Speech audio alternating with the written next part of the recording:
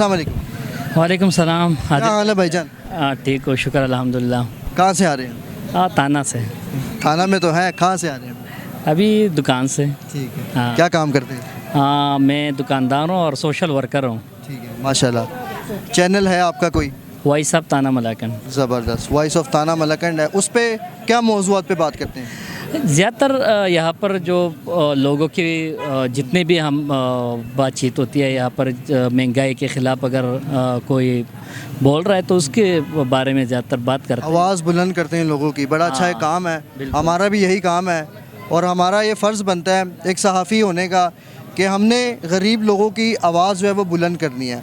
महंगाई फिर से हो गई है, पेट्रोल की कीमतों में आसमानों को छूने वाले इजाफे हो गए हैं। बिजली मैं तो ये कहता हूँ कि रियासत की जो ज़िम्मेदारी होती है ना वो पेरेंट्स की होती है।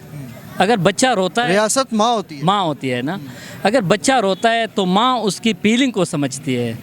तो यहाँ पर तो मैं हैरान रह गया हूँ कि सारे बच्चे रो रहे हैं, जितने भी आवाम है वो रो रहे हैं, कह रही है कि महंगाई हो रही है, पेट्रोल महंगा हो गया है, बिजली महंगी हो गई है, मगर जो हमारी माँ है, जो हुकूमत है, पता नहीं उसको कुछ भी नहीं होने वाला है, ना उसको कोई तरस आने आता है अपने इन बच्चों पर जो हम जो आवाम है ना उनके बच्चे हो गए ना।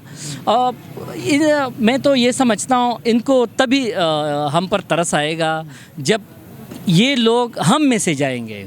हम में से कहाँ जाएंगे? मतलब जो पार्लियामेंट में होते हैं ना, उनके घर में एसी ना हो, उसको पता हो कि लोड शेडिंग क्या होती है ना। अगर घर में हमारा, अगर मुझे पता है, मुझे अभी पता है रात को मैं सो नहीं पाया हूँ मच्छरों की वजह से, हमारे बच्चे नहीं सो पाए ना, तो अगर इनके बच्चे भी इस तरह हो ना, इनको पता होगा कि आम गरीब आवाम जो है ना उनके एहसासात क्या है। ठीक है ना। अगर मैं जाऊं और डायरेक्ट ईसी पर बैठ जाऊं, हमारा घर है उसमें प्री ईसी चले, किराया कोई बिल भी ना हो ना, यही बात है ना।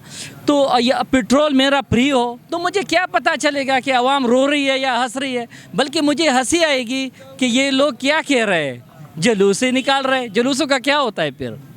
तो अगर ये हम लोगों ने डिसाइड करना है कि हमें किसको भेजना है।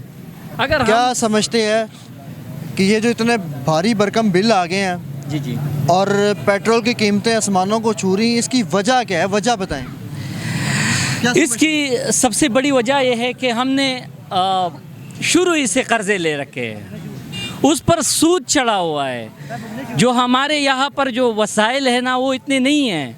हमारे हम बाहर से तो चीज़ें मंगवाते हैं मगर बाहर एक्सपोर्ट नहीं करते। आप मुझे बताएं, ये ताना है ना, इतना बड़ा इलाका है, इसमें एक चीज़ मुझे बताए कि हम बाहर मुल्कों को एक्सपोर्ट करते कि उसके डॉलर आ जाए। इवन ये कि हम गाड़ियाँ भी बाहर से मंगवाते हैं, उसकी पेट्रोल भी बाहर से मंगवाते हैं, जो इसकी एक्सेसरीज़ है वो भी बाहर से आ रही है। नाज़रीन, ये बड़ी एक अफसोस की बात है और इन्होंने एक बड़ी अच्छी बात की है कि जब तक हम जो है इक़्तिदारों में, हमने जिन लोगों को इक़्तिदार हाथों में दिया है, जब तक वो लोग हमारे जैसे ज़लील नहीं ना होंगे तो उनको एहसास नहीं होगा कि बिजली की कीमतें महंगी करने से जो है वो क्या फ़र्क पड़ेगा, पेट्रोल की कीमतें महंगी करने से क्या फ़र्क पड़ेगा। अब ये भाई मेरे साथ जो है ये एक बहुत बड़ी कहानी है और ये एक बहुत बड़ी हकीकत है कि ये तमाम सूरत हाल जो है वो ये एक रियासत की ज़िम्मेदारी है कि रियासत एक माँ का दर्जा रखती है, मगर उसके बावजूद माँ अपने बच्चों के साथ जो है वो क्या जुल्म सितम कर रही है। आप बेनज़ीर इनकम सपोर्ट प्रोग्राम जो है, मैं उसको बुरा नहीं कहता, मगर आपके पास वसाइल है, आपके पास अरबों रुपए आपने उस पर इन्वेस्ट करनी है, उससे फैक्ट्रियाँ लगाए नौजवानों के लिए, आप क्यों उनको भीख मांगने पर मजबूर कर रहे हैं ना। वो तो बेनज़ीर इनकम सपोर्ट टैक्स वाले भी जो है वो जब आप पैसे लेने जाते हैं तो उनमें से भी कटौतियाँ कर रहे होते हैं। बिल्कुल, उनसे भी कटौती कर रही होते। मैं आपको कहता हूँ, आपको अफसोस होगा, ये नंबर 1 स्कूल है, यहाँ पर तकरीबन 1 साल से ये ड्रामा चल रहा है। लोग सुबह सवेरे आते हैं, 3-3, 4-4 दिन उनका नंबर नहीं आता। तो आप मुझे बताएं, अगर इसकी जगह इनके लिए आप फैक्ट्रियाँ लगाए, हम बाहर को सामान एक्सपोर्ट करेंगे, तो इसके बारे में तो एक हुकूमत ने भी नहीं सोचा है। आपने ये अब तक सोचा है कि पेट्रोल हर कोई कह रहा है ना, यहाँ पर आप किसी के दिमाग में एक बात है कि पाकिस्तान में बहुत से वसाइल और ये آپ ان کو بروئے کار کس طرح لائیں گے؟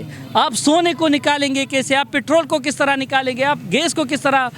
آپ کو کیوں نکالیں گے پیٹرول سونا کیوں نکالیں گے؟ اس کے نکالنے کے لیے بھی آپ کو امریکہ اور جاپان سے لوگوں کو منگوانا پڑتا ہے، چائنا سے.